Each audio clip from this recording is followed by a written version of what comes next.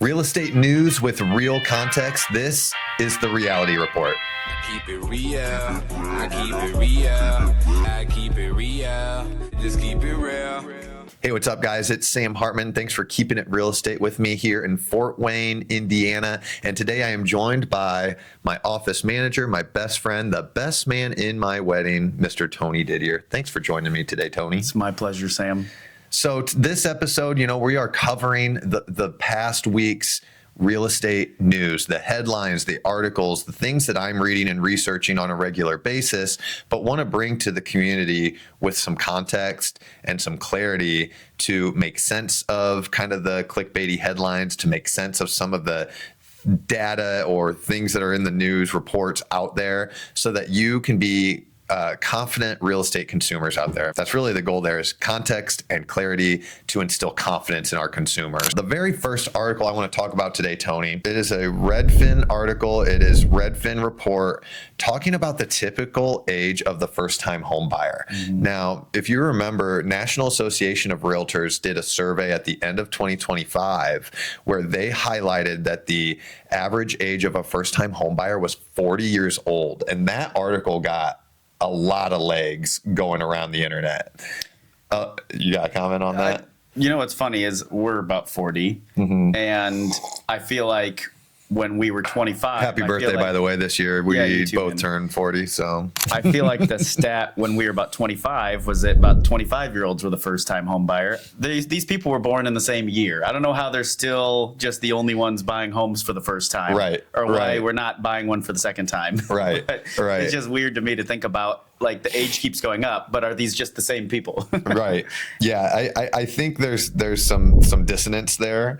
That's why I didn't really run with that article too much, because I just didn't feel right about the data. The way NAR runs that survey is the response rate is so low that it kind of makes you wonder who takes the time to respond to these surveys. And where are they? I do feel like the average first-time home buyer is getting up there. It's Absolutely. Getting older than what it was 10 years ago. Well, there's more challenges to it with affordability, with the economy, the haves and the have-nots. I mean, the gap always seems to be growing there, and it does seem to be the gap getting wider. But this was like a drastic change. So let me highlight the Redfin article highlights that the average age of that first-time home buyer is 35 years. So that's a 5-year difference from the NAR research to the Redfin research. Redfin is using census data, so they're going to have a lot more data. What's not as clear with Redfin is that the data that they're using doesn't specifically designate whether someone was a first-time home buyer or was not a first-time home buyer. They kind of had to read through the lines of the data to determine that. So they're pulling from a lot more data, but then they are playing a little bit of like putting a puzzle together to determine, what constitutes a first-time home buyer. But quite a bit of a difference in that 35-year age is actually 1 year lower from their report last year when they did this. So last year it was 36. We're trending in the right direction. We trended a little bit lower, whereas the NAR data was trending quite a bit higher, quite a bit more quickly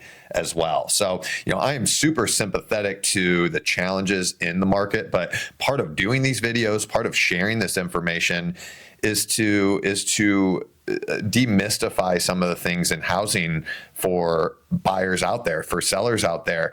I want first-time home buyers to understand that it is more accessible than you might think. I don't want a headline to keep you from even getting more information or getting educated about. I might as well not even look till I'm 40. Exactly. Right. I mean, keeping up with the Joneses. Well, I got till 40 now to do it. Well, I also helped a 25-year-old teacher buy a house this year. I also just met with a 23-year-old that just graduated college and got a good job. It takes a good job and an income to buy a house. Yes, it does. But a little bit of savings and decent credit score. Well, a little bit of savings for the security, but there's also a ton. I literally was just looking through a list of the local down payment assistance programs out there for first-time home buyers. and there is a ton out there. There's a lot of options. And it could be free money in your pocket. So if you want that list, if you want more information on any of those, send me a comment, reach out. I will make sure to get it to you. And again, we'll demystify some of that. We'll try to bring that number lower, at least as far as it stands in Fort Wayne, Indiana, with our affordability here. I mean, we're obviously biased. We're in the real estate business. Let's call that what it is. But I will say, even just as a person, like, I wish I would have bought a home a year earlier. Yeah, we had fun tearing up that apartment, but we could have started building our wealth earlier, which home ownership is a lot of times the greatest, builder of wealth for people, because it's like a savings account that you go and you sell later versus rent where you don't get it back. Right. So I wish I would have started earlier. I think more people should. I had a young couple buy a home recently. They both have great jobs. They honestly probably could have bought one earlier. And maybe they're thinking like I am now, like maybe we should have started earlier, but they did just get married last year. And a lot of times you want to have, that's the other piece of it. It's not all money. It's, is there maybe a chance you move to Chicago for your job? Absolutely. Or for your industry. People are starting families later. People are getting married later. Yeah. So that all coincides with starting the home ownership process later as well, because a lot of people want to, have that kind of next step of life determined before committing. A house is a commitment. So is a marriage. So is a child. So those are all those types of commitments that can kind of come out that could extend this. And being on the other side of that, those are great reasons to rent too. You talk about us being in the real estate industry. I've told people not to sell their house. I've told people not to buy a house that we're not in the right situation. Because if you can't buy and commit for at least a 5-year period, I don't think you should buy a house. Yeah. If you think you might get relocated for work, if you think your income is unstable or your career is unstable, if you're questioning your personal relationship, if you're questioning, and here's the question too: are people renting? That one's personal. Are people renting, for longer, or are they living with their parents for longer? I don't know. Yeah, I don't know. I know. I've met with many mom and dads that would prefer to, get that kid out the door a lot sooner, so they could start their next stage of life too. So, anyway, there's discrepancy in these two reports. I think we both agree that there are kind of affordability and just life challenges and changes that are skewing it a little bit higher. But this Redfin report really shows that maybe the NAR data isn't as dooming or scary as the news headlines really were out pushing it to be. So I hope you are encouraged by this. I hope you just take the next step to figure out if homeownership is possible, the financing possibilities, the process, the income required, just the information you need that is totally free to you and totally commitment free for you to get educated. So thank you for being here to watch this. As a first step, at least. I hope you'll take the next step and reach out. Next up is we have cross-market demand increasing. So what this says is that 87 out of the 100 largest metro areas in the United States is actually being dominated by out of market traffic. And so this is a realtor.com report. So what they're measuring is the site traffic, the views, the visits, the clicks that they're getting on their website and where that's coming from. So that would be saying, that's over 60% of people clicking on homes in Fort Wayne don't even live in Fort Wayne, don't even live in Indiana, are looking to maybe make that move. So we're seeing this increase substantially since 2019, pre-pandemic. Obviously, work from home metrics changed that a lot over the years, but as we're subsiding from that, as we're kind of getting back to some more just normalcy of life here in 2026, that number is still elevated at 61.9% of online views. So what Tony, you manage 3 Fort Wayne offices. You work with our relocation department, I'm sure on behalf of a lot of our agents. Is that a trend that you see happening more in Fort Wayne, or what's kind of your take on that? I would say yes, maybe slowly, but honestly, looking at this article, okay, it's national. So there's going to be a lot of markets talked about that have nothing to do with what's going on here. They use the word dominate in the headline, which is just telling you like that's a word we're going for, like clickbait. We wanted to make it sound doom and gloom, like every corporate entity is buying up all the real estate all over the world, which, is happening more. But I saw the number 2 city on there for most out of state or out of market purchases is called Winter Haven, Florida. I mean, it's literally telling you, if you're out of state, this is your winter haven. You should buy a place here. So some of it's vacation, and people buying vacation and snowbirds. And I mean, we've got the baby boomer generation that is really getting not just to that retirement age, but like even a little bit later into it, where maybe they're finally getting rid of those larger homes that they've been in for so long and truly downsizing or right sizing their lives. And is this counting people relocating? Like, you know what I mean? Like, yeah, you could be an out of state buyer for an investment or a second home, but are you just moving? I would think actually some people from some bigger cities is what I'm finding are more people are moving into Fort Wayne. I mean, you can work from anywhere. It's a safe, affordable place to live with great drinking water. Move to Fort Wayne and you're an out of market buyer. Yeah. But we still have a lot of people who just stay and move across Fort Wayne. And I don't know what our percentage is. So they're counting anything over 50% out of the market as, dominating, out of market. Yeah, just being skewed more towards out of market viewership. Fort Wayne's not in the top 100 metros. That's all it is. I'll dream on looking at real estate in all this is web traffic. California. Yeah, all this is web traffic is how this is being measured. So the one thing I'll point to locally, we don't have the data on Fort Wayne because we're outside of the top 100 metros. I think we're 180. I hope we're getting outside clicking. That'd be great. I hope people's eyes are on Fort Wayne. Well, one thing to point to, and something I always like to talk about when people ask me, how's the market? I heard this, I heard that. One of the things I always like to point to is, look outside of your own window to see what's happening in your community. If you really want to put your finger on the pulse of housing, there are these national headlines. Yes, there are markets that are down 20% last year in values. Where are those markets? They're in Florida, they're in Texas, they're in Arizona. Okay. So nowhere near Fort Wayne, Indiana. So you might see headlines about those things, but look out your window into your own community. Is Fort Wayne growing or shrinking? We actually were one of the fastest growing cities in Fort Wayne. We were faster growing than Indianapolis per capita based off percentage. So we were faster growing than Indianapolis. So we are adding to our population, not shrinking.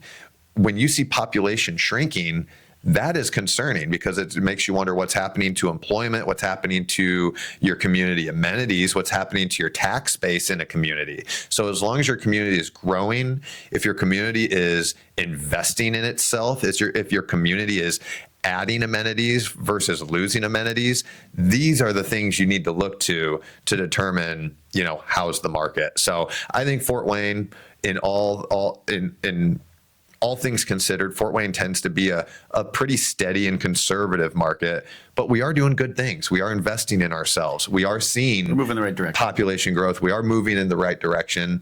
Not every city is. No, absolutely not. Absolutely not. So that's the important thing I think to look to.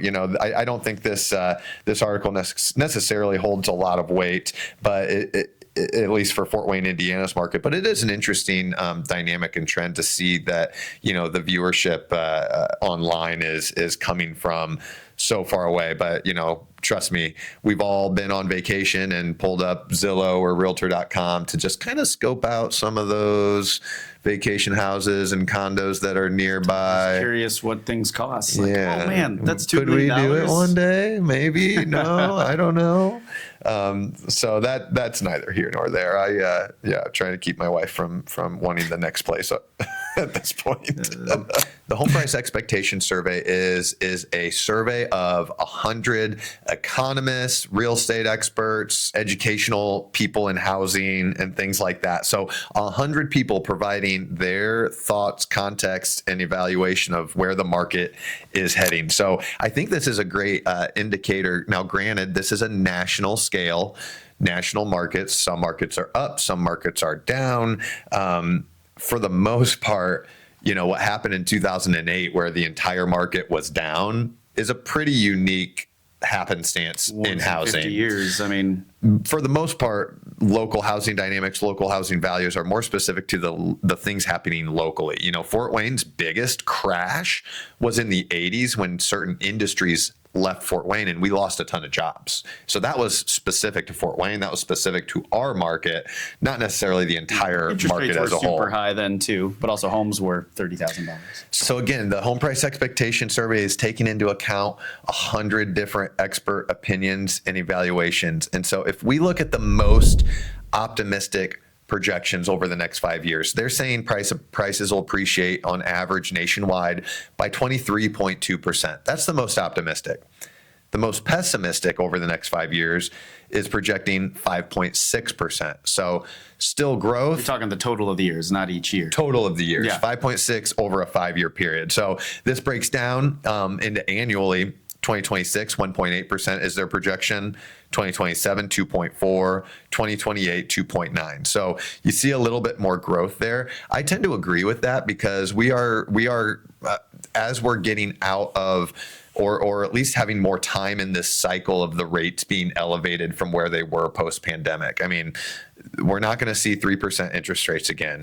So the longer time the market has where rates are in the 6%, 7%. I mean, we even dipped down into 5% recently. So the longer time we're there, the more used to it people get. The more they can plan, the more they can budget, the more consistency of messaging and Plus, everything. rates are affecting decisions. Exactly. You know, it's more your Exactly. lifestyle and supply and demand. So, this increase over the next coming years could come by rate reprieve. It could just become from the sheer dynamics of housing that people have been put on hold for too long because of higher rates, and they just have to move anyway. Life has changed, and now they have to move. So that's 1.8% in 2026, 2.4 in 2027, 2.9 in 2028. This is music to my ears, honestly. I mean, I'm an optimist, and home appreciation is great until homes aren't affordable for everyone. Nobody wants their home value to go down, but we do have a record amount of equity for homeowners right now. There's no need to be greedy. Let's keep things affordable for everyone. A little bit of appreciation every year is perfect. I think what's the average for the last 50 years, like 4% or so? I think Fort Wayne's is like a 3.5% average. And in, the market went crazy actually during COVID because the rates were so low. We were appreciating 15, 18% a year, which is just not sustainable. Nobody can afford that pace to continue. So the correction of it being 1, 2, 3% is very welcome in my opinion. Again, you don't want your home value to go down, but you want home prices to be reasonable. You want it to stay with wages and inflation and everything else and not be way out of whack. Which it was for a couple of years. So. Yeah. There was nothing healthy about the 2020, 21, 22 housing markets. Except for people who bought in 2017 and sold in 2021. Right. That's the only healthy thing. Kudos to you. Well, and locking in your low interest rate. A lot of people, they I wish I bought a house in 2021 when could have gotten that 3% interest rate. Do you remember what it was like showing people houses in 2021? It was like a race. It was a race. If you didn't have just cash falling out your butt to throw at a seller, if you weren't waiving your inspections, if you weren't, just doing everything short of, giving away your firstborn child, you might not have gotten the house, and you might have lost out on 5, 7, 10 houses before finally finding one to settle on. The real people that benefited from that intense drop in interest rates were the people that already owned a home. The people that bought in 2017 for a 5% mortgage back then or something like that, and then refinanced. So you don't get to take advantage of that kind of sudden change in rates unless you already own a home. So, a lot of people, a lot of the dynamics, a lot of the conversations is that people are waiting for rates to come down. Maybe they'll come down, maybe they won't. Wouldn't you rather have had a few extra years of appreciation built in if they come down and you can then make the payment even more affordable? Or if they don't come down, you have a head start on your ownership journey and your appreciation growth and everything like that. So I've never had a very clear crystal ball. You never really know what's going to happen. I thought rates were going to go up when they did go down to 3%. But I am optimistic for 2026. I feel like it's going to be a very healthy real estate market. Like you said, the interest rates are getting steadier, so people are getting used to them. So it's just going to be pure supply and demand, which 2020, 2021, supply went way down, which also helped home prices appreciate far too much. inventory is actually far better than it was then. It's still low from a historical balance market sense. But I think it is a little easier to get the home you're looking for. You're not fighting for it as much. There's a few more options, but nice homes are still selling. If you are a seller, they're selling quickly if you're keeping it in good condition and pricing it correctly, marketing it with the skills of Sam Hartman or any Coldwell Banker Real Estate Group realtor. Hey, they're not on this video. I don't see them out there educating on They are YouTube. well trained though. So yeah, I think we're going to have a nice, healthy market where Sam's not going to have to answer his phone to go show a home at 11 p.m.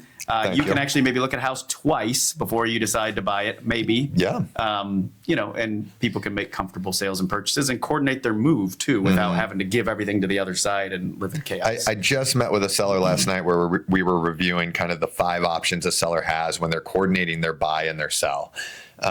And the part came up, the option of being a contingent buyer came up, and that's more realistic now than it has been over the last 6 years. We've had a lot of those lately.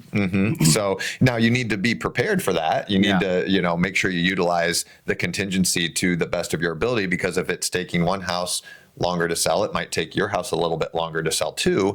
But being prepared for all of that stage of things. So for sure, I think the biggest hurdle is a seller expectation of, well, in recent years I've seen prices are jumping up. I think I can get this, when in actuality might be up 1.5% from last year, and you really need to price it within the market to be one of those homes that sell quickly. But other than that, I think we have great control of being able to make that move to the next place in life. So. And then our very last article, this can be a quick one, but it just kind of it continues to point at some of the things we're talking about here, is a Zillow report showing that buyers' buying power has risen by $30,000 with lower mortgage rates. So that just is going to show the affordability is improving. I understand that it's a challenge.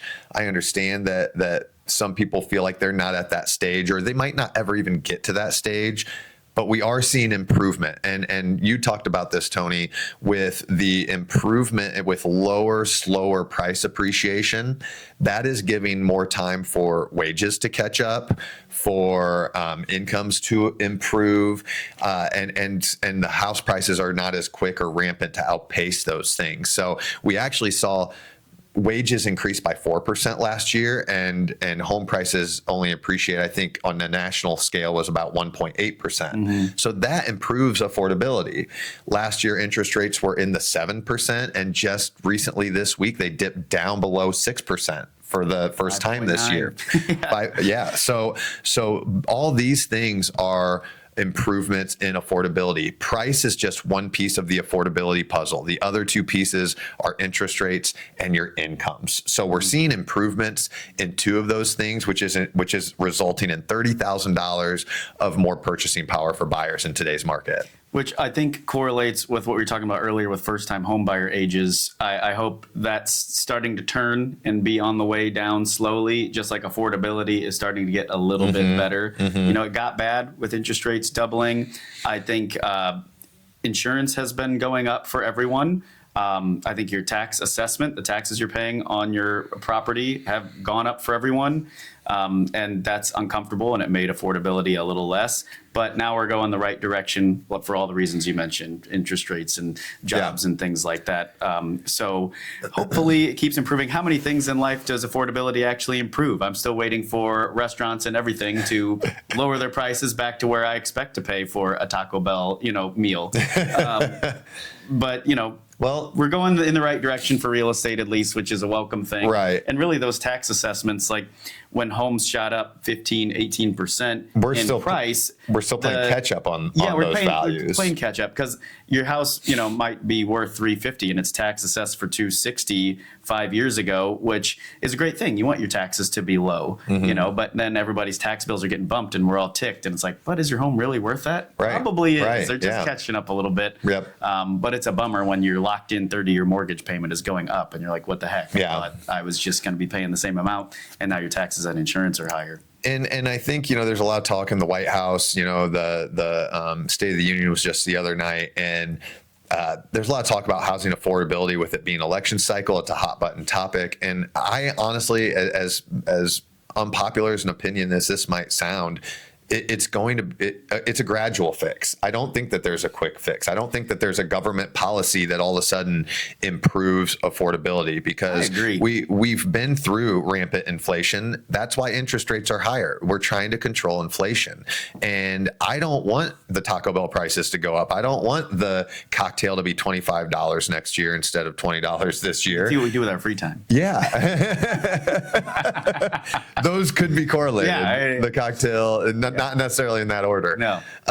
But that's why interest rates are higher, because we had such rampant inflation. And so, it's going to be a gradual fix. If you all of a sudden threw a bunch of supply into the market, that could bring prices down. But is there the buyer demand to really absorb that? That could actually hurt communities as well. So, and keep in mind, we talked about a great Lancia program in another video. Builders are not a charity. They're going to price homes. They're going to build homes to meet the demand that's out there. They're not going to oversupply on purpose. They're not going to oversupply and then all of a sudden drop their prices. So, affordability is going to be a gradual repair, and it's going to take time, but it's working. We're already seeing it in the works, and that's positive news.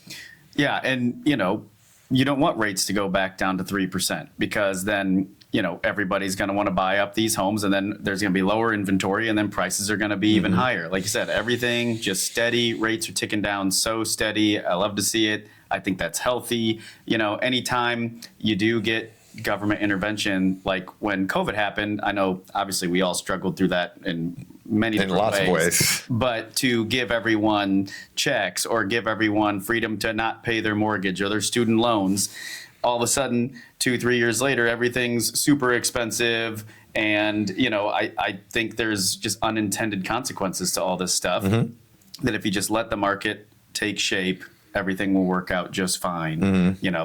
So anyway, I think while, stimulus check may be really great for that month, now you're paying that much money every month and everything being more expensive, so let's just let the market do what it does. All right. Well, thank you for joining me today, Tony. That's all we have on this week's articles. This has been the Reality Report. And as always, I'm Sam Hartman, keeping it real estate. Thanks for keeping it real with me, guys.